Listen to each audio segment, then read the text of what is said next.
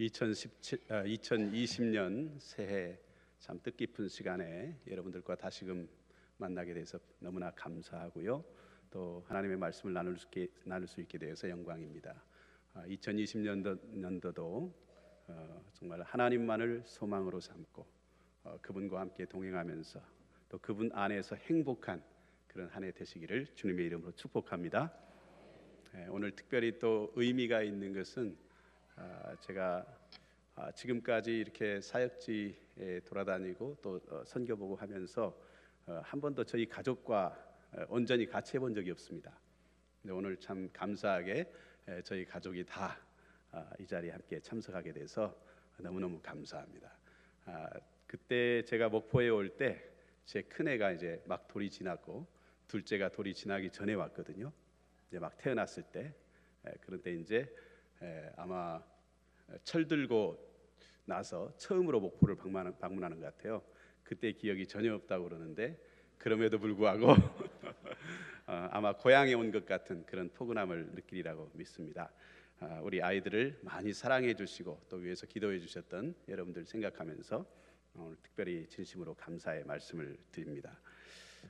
우리 선교사들을 가리켜서 부르는 별명이 한 가지 있습니다. 뭐냐면 21세기의 신유목민. 여러분 유목민이 뭔지 아시죠? 항상 이렇게 정해진 거처가 없이 선교지에도 거처가 없고 또 한국에도 정해진 거처가 없고 늘 무거운 캐리어를 막 양손에 들고 이렇게 이곳저곳 오늘은 이곳 내일은 저곳 이렇게 떠돌아다니는 그런 사람들이 선교사들입니다. 그래서 여러분 선교사들 보면 조금 긍휼히 여겨주시면 좋겠어요. 그런데 우리 복음교회에서는 너무너무 긍휼히 여겨주셔가지고 올 때마다 저희가 참 감사하고 정말 황송한 대접을 받고 또 섬김을 받고 돌아갑니다. 다시 한번 감사의 말씀을 드리고요. 오늘 말씀을 나누기 전에 먼저 이미 제 사역에 대해서 또 인도에서 저희가 하는 일들에 대해서 아시는 분들 많고 또 기도해 주시는 분들 있지만 또 혹시나 모르시는 분들도 있고 또 더 많이 기도해 주시기를 그런 바라는 마음으로 짧게 영상 한번 이렇게 보시고 이어서 말씀을 전하도록 하겠습니다. 지금 틀어주시면 되겠습니다.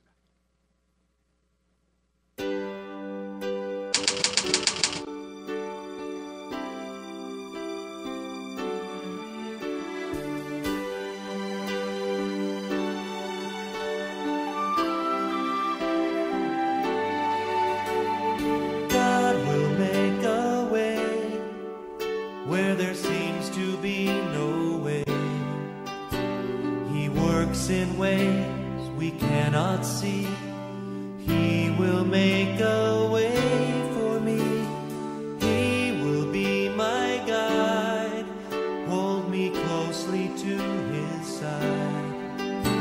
With love and strength for each new day, He will make a way. He will make a way.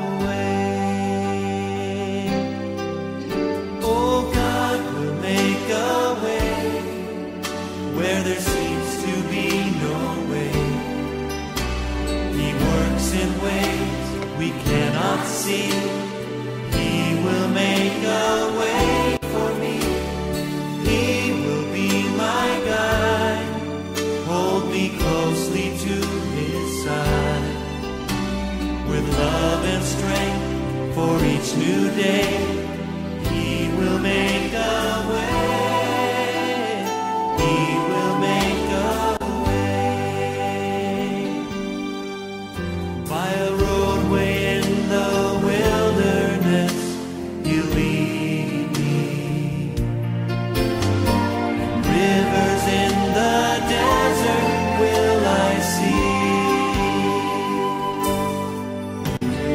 Heaven and earth will fade,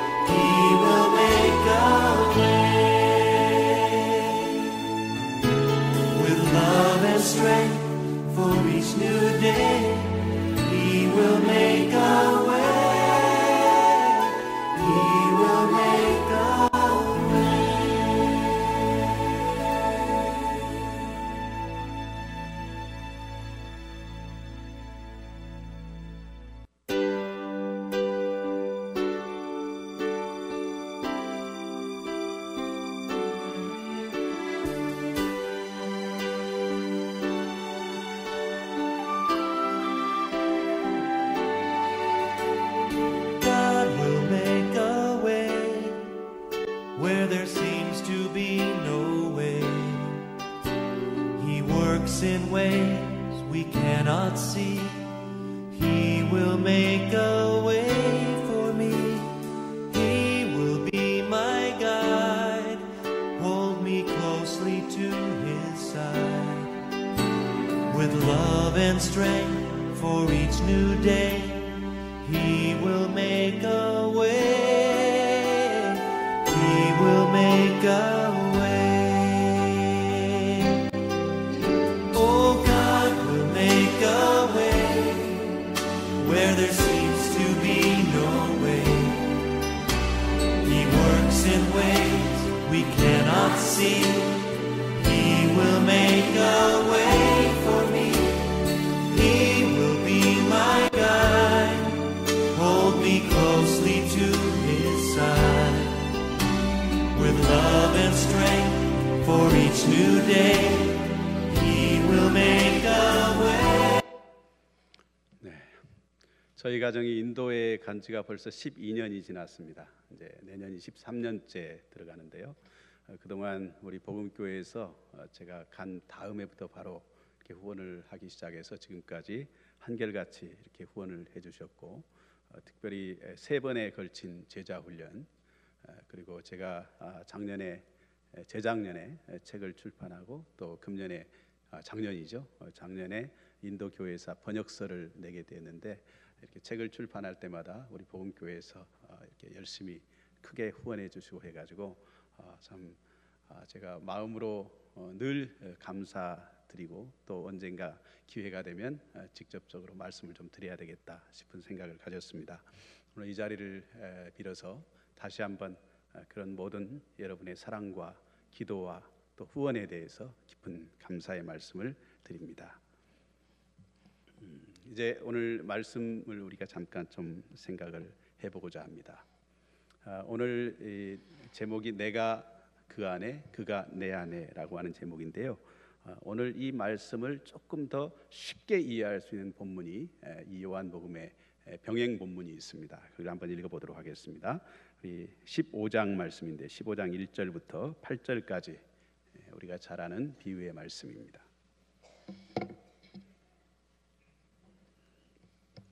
우리 한 절씩 말씀 교독하겠습니다. 나는 참 포도나무요 내 아버지는 농부라.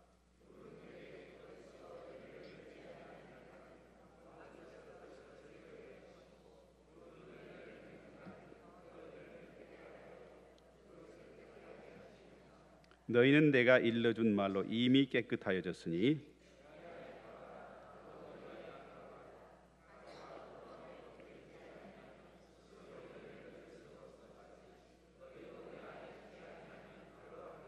나는 포도나무요 너희는 가지라. 그가 내 안에 내가 그 안에 거하면 사람이 열매를 많이 맺나니 나를 떠나서는 너희가 아무것도 할 수 없느니라.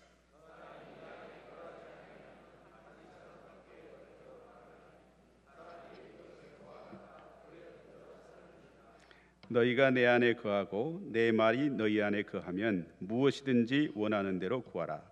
그리하면 이루리라.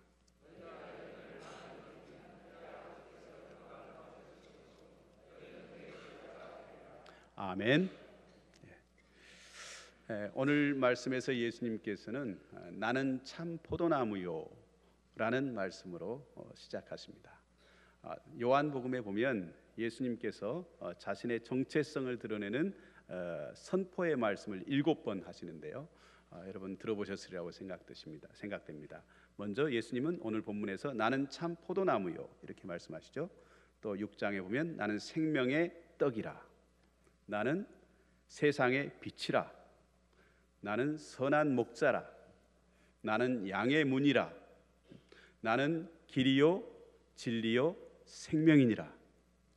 예수님은 이런 자신의 정체성을 드러내는 말씀을 요한복음에서 반복해서 우리에게 들려주고 있습니다. 그런데 이 7가지 예수님의 에고 에이미 나는 무엇이다 라고 하는 이 말씀은요, 별개로 따로따로 다 떨어져 있는 말씀이 아니라 사실은 하나로 쭉 연결되는 말씀입니다.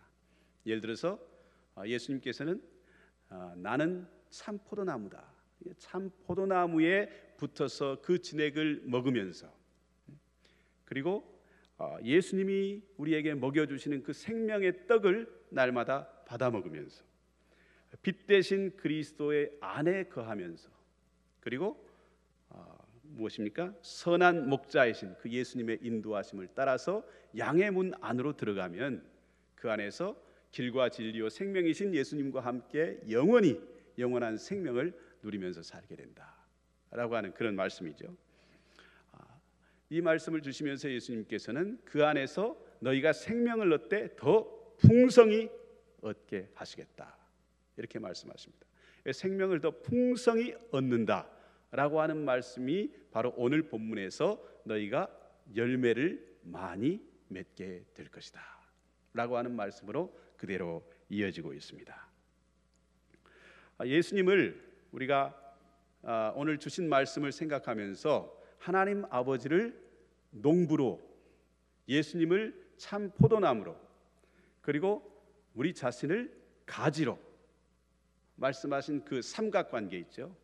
예수님께서 말씀하신 이 삼각관계를 잘 이해하고 살아갈 때 우리는 풍성한 열매를 맺을 수가 있습니다. 이 세상에 있는 모든 농부들의 소원은 무엇이겠습니까? 자신들이 재배하는 곡식이든지 자신이 키우는 과일나무든지 어떤 것이든지 풍성한 열매를 맺는 것입니다. 하나님이 농부시라고 할 때 하나님이 우리에게 원하시는 것도 그와 똑같은 풍성한 열매인 줄로 믿습니다. 그러면 여러분, 하나님은 어떻게 풍성한 열매를 맺게 하실까요? 오늘 말씀해 보니까 2절에 하나님께서 열매를 풍성하게 맺게 하기 위해서 먼저 하시는 작업 두 가지가 잘 나와 있습니다. 여기 보니까 2절에 보십시오. 무릇 내게 붙어 있어 열매를 맺지 아니하는 가지는 아버지께서 그것을 어떻게 하신다고요? 제거해 버리신다. 열매를 맺지 않는 가지를 제거해 버리는 것, 이것이 첫 번째 방법입니다. 이것을 우리는 쉬운 말로 가지치기다 이렇게 말하죠. 여러분, 열매를 맺지 못하는 나무는요, 가지는 사실은 쓸모가 없습니다. 왜냐하면 그 가지 때문에 그 옆에 있는 열매를 맺어야 될 다른 가지가 거기에 영양분을 다 뺏기고 수분을 다 뺏기고 해서 열매를 풍성하게 맺을 수가 없어요. 그리고 그 열매 맺지 못하는 가지 때문에 농부가 늘 마음을 쓰고 괴로워요. 그러니까 그 가지를 차라리 잘라내는 게 나은 거예요. 예수님께서 이 열매 맺지 못하는 가지를 왜 말씀하셨느냐? 그때 당시에 형식주의와 율법주의와 또 이 메마른 종교의 형식에 매여서 하나님의 참 사랑의 본질을 깨닫지 못하고 그 사랑 안에서 살아가지 못하는 유대인들, 이 사람들을 이 열매 맺지 못하는 가지로 이렇게 비유하고 있는 것을 볼 수 있습니다. 그래서 마태복음 7장 21절 말씀에 보면은 예수님께서 뭐라고 말씀하십니까? 나더러 주여 주여 하는 자마다 다 천국에 들어갈 것이 아니요 오직 아버지의 뜻대로 행하는 자라야 들어가리라. 여러분, 이 말씀이 바로 오늘 예수님께서 그 열매 맺지 못하는 가지를 제거해야 되는 그런 이유가 되겠습니다. 그래서 열매를 맺는 일은 곧 우리의 생존과 직결된다. 열매 맺지 못하는 가지는 잘라지니까요. 열매를 반드시 맺어야 되는 거예요. 그 다음에 두 번째, 주님께서 열매를 맺게 하기 위해서 하시는 방법이 있습니다. 그것은 뭐냐면 그 다음 부분에 보니까 제거해 버리시고 무릇 열매를 맺는 가지는 더 열매를 맺게 하려 하여 그것을 어떻게 하신다고요? 깨끗하게 하시느니라, 이렇게 되어 있습니다. 여러분, 열매를 맺고 있지만 더 풍성히 맺도록 하기 위해서 하나님께서는 필요 없는, 이미 열매 맺는 가지이지만 그 가지에도 필요 없는 잔가지들이 많이 붙어 있단 말이에요. 또 쓸데없는 혹이라든가 뭐 이런 쓸데없는 껍질이라든가 이런 것들이 많이 붙어 있어요. 농부 되신 하나님께서는 가지 하나하나를 살펴보면서 그런 필요 없는 것들을 다 잘라내시고 깨끗하게 하신다라고 하는 것입니다. 그런데 이 잘라내는 잔가지, 이게 필요한지 필요하지 않은지 이걸 결정하는 것은 누구일까요? 농부죠. 그걸 결정하는 것은 내가 아니라, 포도나무 가지가 아니라 농부라는 거예요. 그래서 하나님이 우리의 삶을 살펴보시면서 이것은 꼭 필요하다, 이것은 필요 없다, 하나님이 판단하시는 거예요. 그래서 하나님께서 하나님의 기준에 따라서 우리에게서 그것을 잘라내시는 거예요. 깨끗게 하시는 거예요. 그럴 때에 그 잘라냄을 당하는 가지의 입장에서는 어떻습니까? 아프고 고통스러워요. 그래서 때로는 이 가지는 내가 생각할 때는 참 소중한 가지인데 하나님께서 그것을 자꾸 치시는 거예요. 그걸 잘라내시는 거예요. 그럴 때 내 마음에 납득하지 못하고, 하나님 안 돼요, 이건 나에게 소중해요, 이거 잘라내지 마세요, 그렇게 말할 수 있습니다. 그런데 여러분, 내 눈에는 보물이지만 하나님 보시기에 그것은 필요 없는 잔가지예요. 그게 있으면 더 풍성하게 열매를 맺을 수 있는데, 더 많은 열매를 맺을 수 있는데, 그것 때문에 열매를 제대로 맺지 못하는 거예요. 그래서 주님께서는 아프지만 참아라 하고 잘라내시는 것입니다. 이게 바로 우리 주님의 치료법입니다. 제가 인도에 있는 동안 한 4, 5년 정도 됐습니다. 그때 한 번은 제 왼쪽 정강이에 좁쌀만한 이런 그 도드라기 비슷한, 두드러기 비슷한 이게 생겨났어요. 근데 굉장히 가려워요. 그래서 막 긁었죠. 근데 그 다음 날 일어나 보니까 이게 좀 더 퍼져 있어요. 그 다음 날 보니까 이게 더 그냥 주변으로 다 확산이 돼 있어요. 그래서 이거 안 되겠다, 뭔가 좀 치료를 해야 되겠다 싶어가지고 우리 그 인도 목사님들한테 물어보니까 거기에다가 이 강황가루 있잖아, 인도 카레가루, 이걸 바르면 좋대요. 그래서 그 카레가루를 쫙 위에다 발랐어요. 그런데 그 다음 날 보니까 이거 소용없이 덮어져 있어요. 그래서 어떻게 하면 좋을까 했더니 다른 분이 또 코코넛 기름을 바르면 좋대요. 인도에는 코코넛이 많거든요. 그래서 코코넛 기름을 그 위에다 쫙 발랐어요. 한 2, 3일 발랐어요. 그런데 낫지 않고 오히려 점점 더 이제 붓기 시작하는 거예요. 그 다음에 이제 우리 한국 어떤 분이 옛날에 해줬던 말씀이 생각이 나가지고 제가 집에 있는 된장에다가 가운데다 꿀을 좀 떨어뜨려 가지고 그걸 이렇게 천으로 딱 싸서 이게 정강에다 이렇게 감싸놨습니다. 제 아내는 그걸 보고 지금 뭐 하고 있냐고, 이건 빨리 병원에 가야 될 거지, 이거 해가지고 될 게 아니라, 그렇게 얘기하는데 저는 이런 것 가지고 무슨 병원을 가냐, 이건 얼마든지 아무것도 아니니까 내가 치료할 수 있다 하고 그냥 그걸 한 3, 4일 동안 그렇게 계속 된장하고 꿀을 갈아주면서 이걸 버텼습니다. 근데 3, 4일이 지나니까요, 이 정강이가 지금 현재 두께의 거의 2배만큼 부풀어 올랐어요. 그래서 이게 하도 안 되겠어서 이걸 이제 사진으로 찍어서 페이스북에 한번 올렸습니다. 혹시 이게 무슨 병인지 아는 사람 있냐? 그랬더니 제가 옛날에 광천교회 있을 때 지도하던 청년 한 사람이 외과 의사가 됐는데요, 그 친구가 저한테 연락을 해왔어요. 목사님, 이거 큰일 났습니다. 빨리 병원에 가셔서 수술을 하셔야 됩니다. 이렇게 말하는 거예요. 그래서 이제 제가 겁이 나가지고 그 동네에서 가장 큰 병원에 찾아갔습니다. 그래서 그 의사 선생님한테 이 환부를 보여주고 또 어떤 병이냐 이렇게 물어봤습니다. 그랬더니 그 박사님이 저한테 조용한 목소리로 이렇게 얘기해요. 인도말로. 아그르압 토라사 데르호 앞가 빼르 빌꿀 카토자이가. 이 무슨 말씀이시냐면요, 만약 선생님이 조금만 늦게 왔으면 다리 지금 잘라내야 된다. 왜냐하면 이 병 이름이 뭐냐면 봉화지겸이라고 하는 그런 염증이에요. 여러분 남자분들 군대 다녀오신 분들 아시죠? 군대 군화병이라고 하는 거 있어요. 이게 한번 병균이 들어가면요, 그 병균은 뼈를 파고 들어간대요. 그래서 뼈를 통해서 점점 이렇게 몸에 퍼져가지고 골수에까지 간다는 거예요. 그래서 이 병은 방치하면 죽음에 이르는 병이다. 그리고 조금만 더 놔뒀더라면 이게 지금 뼈로 스며드는 그런 단계였다는 거예요.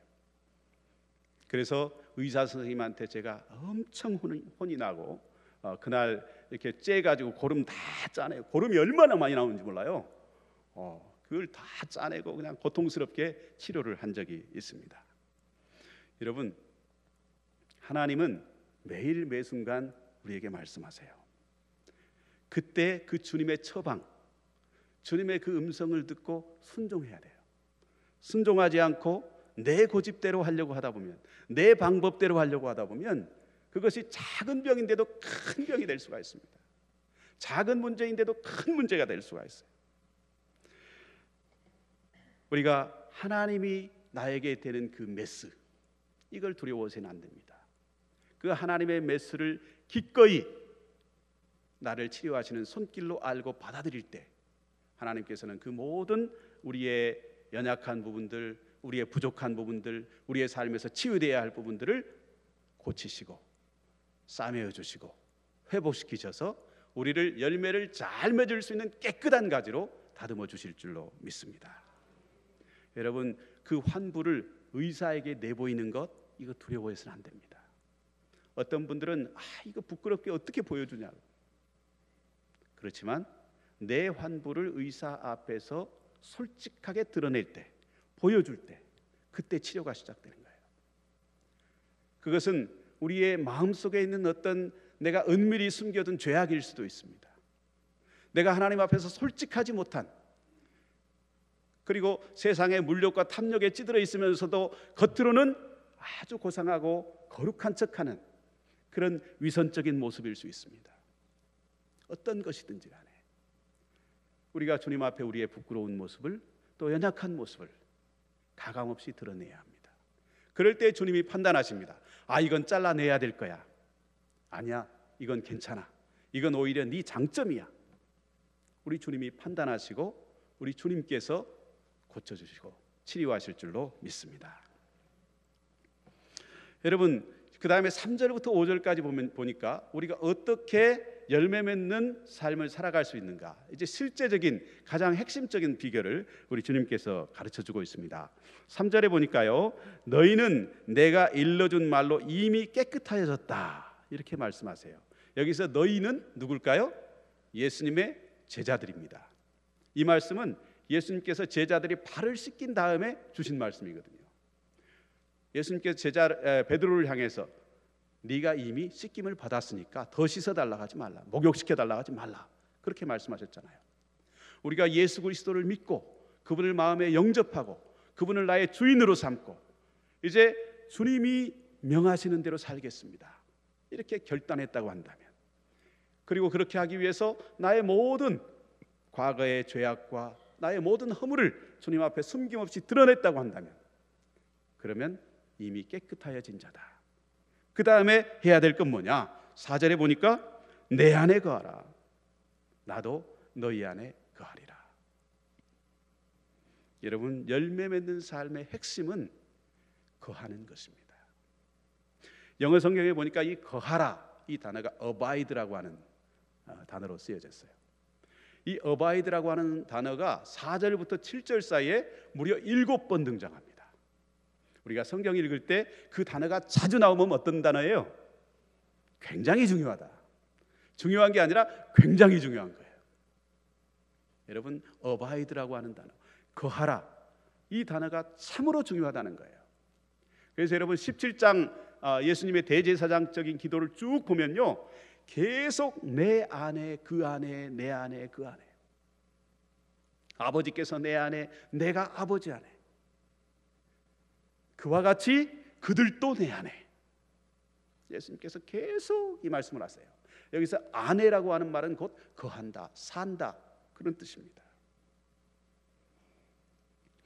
여러분, 이 내 안에 거하라, 이 말씀을 예수님께서는 포도나무를 통해서 우리에게 생생하게 보여주시는데요, 그 표현이 뭐냐면 붙어있다라고 하는 표현이에요. 내게 붙어있어. 여러분, 가지가 포도나무 줄기에 붙어있다고 하는 것, 이것은요 다름 아닌 생명을 나누는 관계를 의미해요. 생명관계. 그래서 예수님의 생명이 우리 안에 그 줄기를 통해서, 예수님을 통해서 흘러 들어오는 거예요. 그 생명이 흘러 들어올 때 그 생명은 우리 안에서 열매를 맺게 되는 것입니다. 여러분, 나무를 생각해 보세요. 가지가 줄기에 붙어 있을 때 이 가지가 하는 일이 뭔가?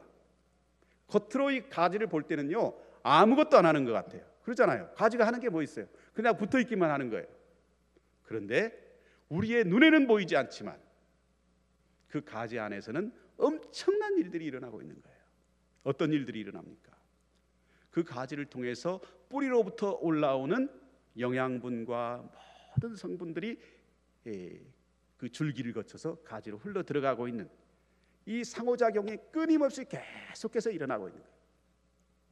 그걸 통해서 그 수분과 영양분을 통해서 가지는 열매를 맺게 되는 것입니다. 여러분, 이 모든 것은 내가 노력해서 내가 하려고 해서 되는 게 아니에요. 가지에 붙어 있기만 하면 자연스럽게 이루어지는 일입니다. 여러분, 여기에서 이 뿌리에서부터 올라오는 진액, 이 영양소를 품고 있고 수분을 품고 있는 열매를 맺게 하는 이 진액이 여러분 무엇이겠습니까? 여러분, 9절 말씀 한번 읽어볼까요? 9절에 그 진액이 무엇인지 나와 있습니다. 우리 함께 읽겠습니다. 시작. 아버지께서 나를 사랑하신 것 같이 나도 너희를 사랑하였으니 나의 사랑 안에 거하라. 아멘. 여러분, 그 진액은 바로 하나님의 사랑입니다. 사랑은 우리를 삼위일체 하나님과 연결해주는 통로예요. 왜요?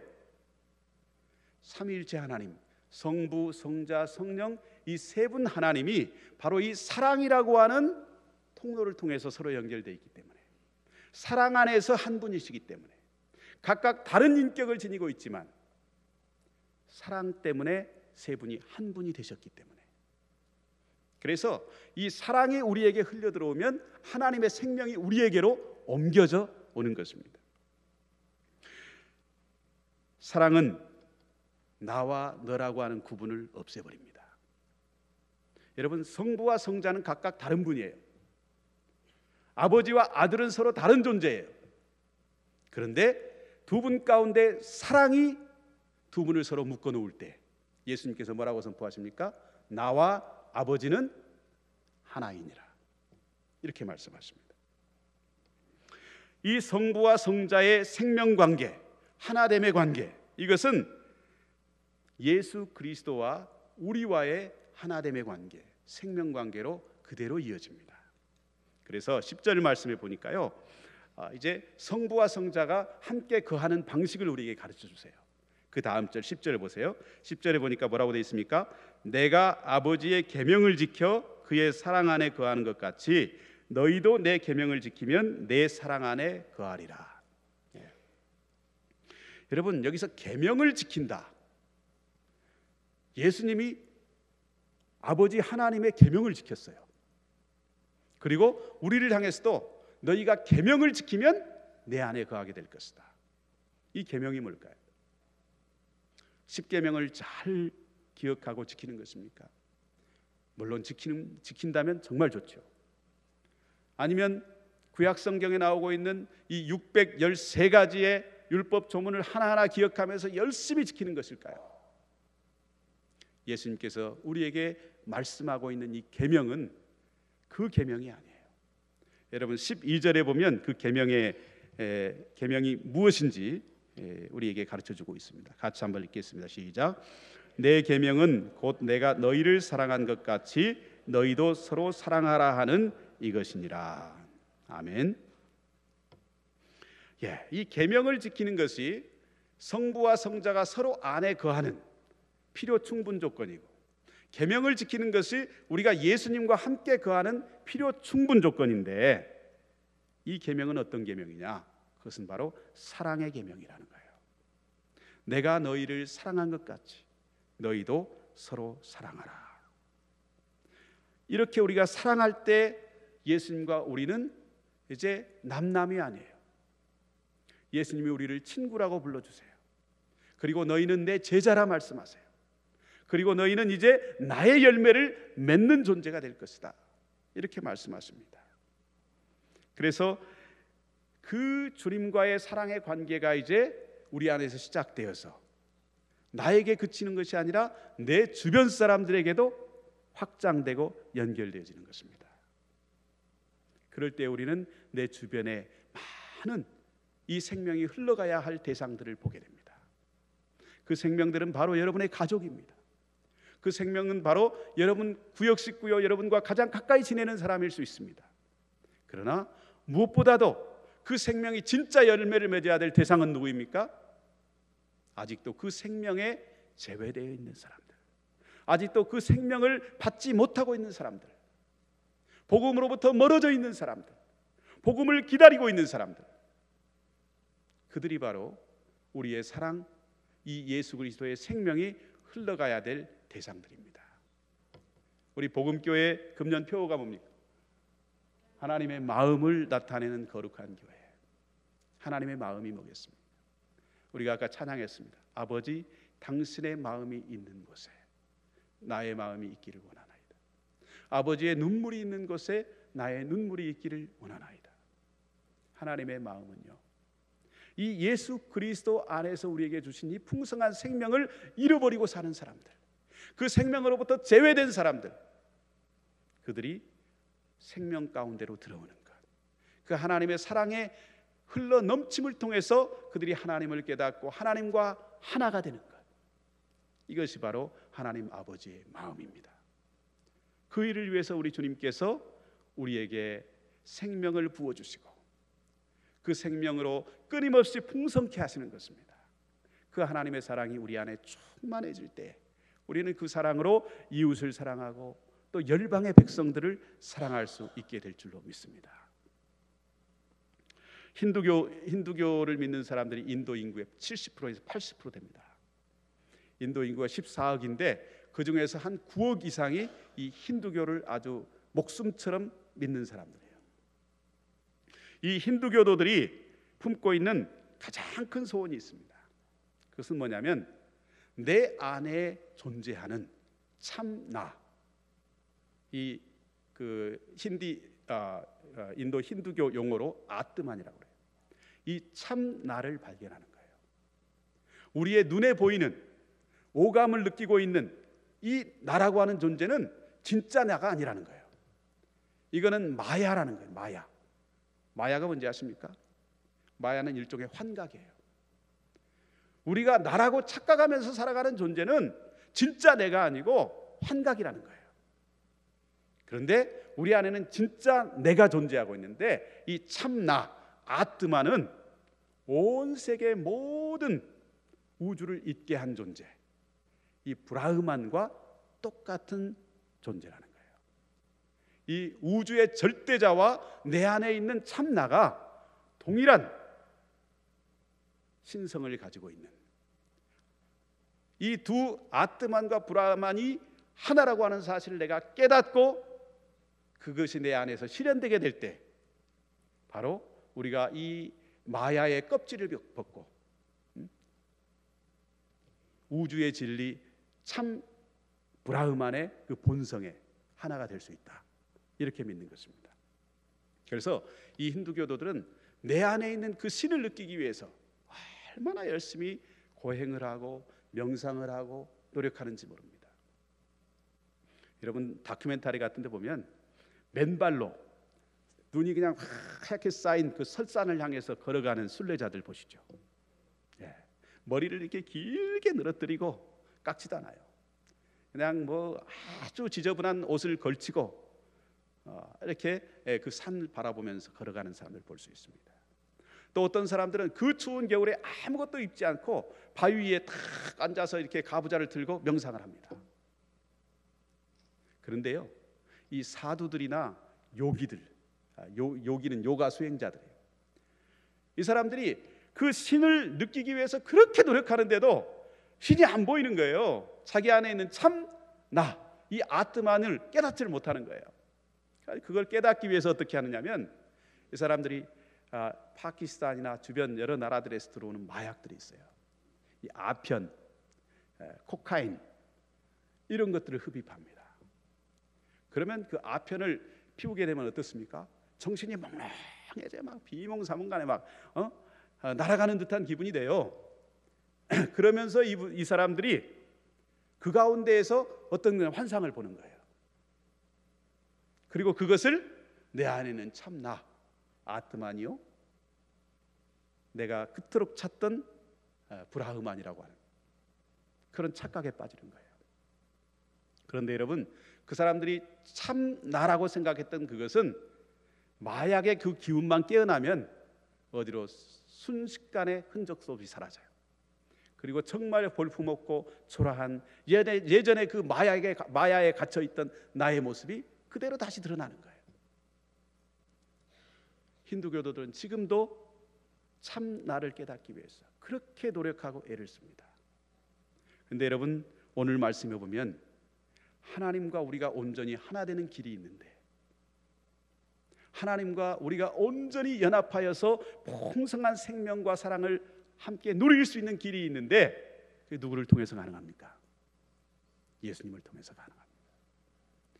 그들이 이 예수님을 깨닫고 이 예수님 앞에 자신의 삶을 드리고 이 예수님 앞에 자신의 모든 것을 내어 맡기게 될 때 그들은 참 하나님을 보게 될 것입니다. 참 신성을 깨닫게 될 것입니다.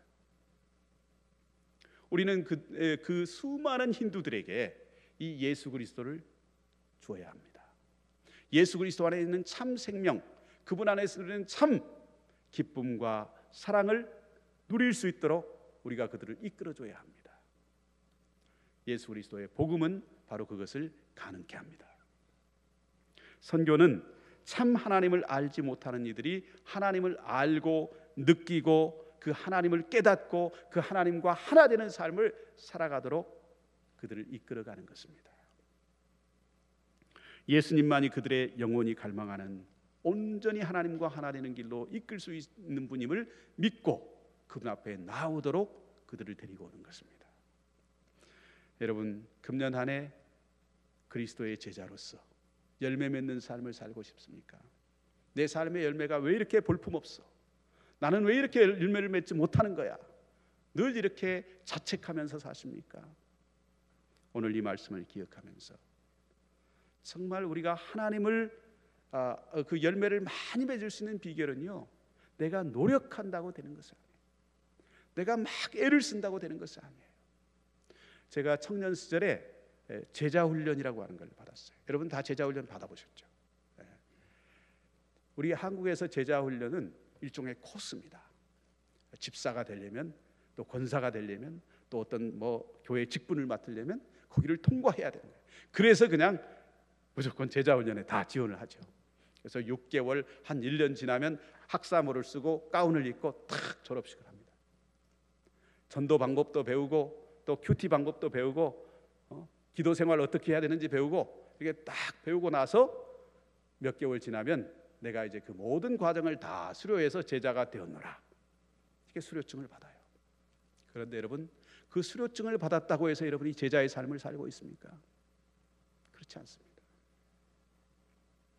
여러분, 제자는요 그런 훈련으로 되는 게 아니에요. 제자는 예수 그리스도 안에 거함으로 되는 것입니다. 그분 안에 사는 것으로 되는 것입니다. 그분 안에 사는 삶은 어떤 삶입니까? 그 하나님의 사랑이 내 안에 충만한 삶이에요.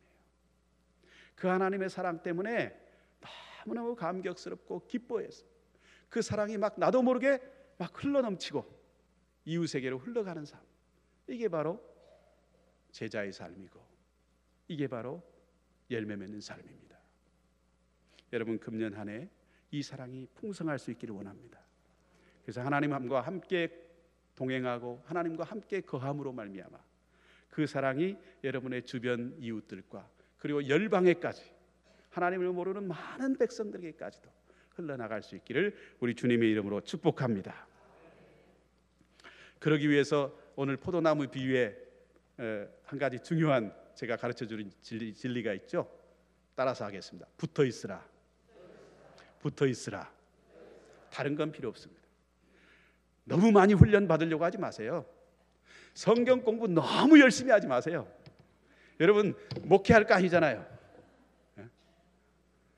성경 공부 너무 열심히 하지 마시고 그렇게 열심히 공부할 시간에 더 사랑하십시오. 여러분의 사랑을 더 많이 나누십시오. 그것이 바로 선교요, 그것이 바로 열매 맺는 삶입니다. 기도하겠습니다. 하나님 아버지 감사합니다. 오늘도 복되고 아름다운 새해 우리에게 주셔서 이렇게 함께 모여 주님을 예배하게 하시니 얼마나 감사한지요. 사랑하는 우리 복음교회 성도님들 한 분 한 분 주께서 붙잡아 주시고 은혜 베풀어 주시어서 내가 그 안에, 그가 내 안에 있는 놀라운 그리스도인의 삶의 비밀과 능력을 회복하고 살아가는 귀한 성도님들 되게 하여 주시옵소서. 우리가 메마른 형식주의와 또 율법의 조항들에 매이지 않게 하시고 참 하나님의 사랑이 내 안에 가득하여져서 그 사랑을 이웃에게 또 열방에 주님을 모르는 많은 이들에게 흘려보내는 아름다운 축복의 통로, 열매 맺는 삶을 살아가는 우리 복음교회 모든 성도님들 되게 하여 주시옵소서. 예수님의 이름으로 기도하옵나이다. 아멘.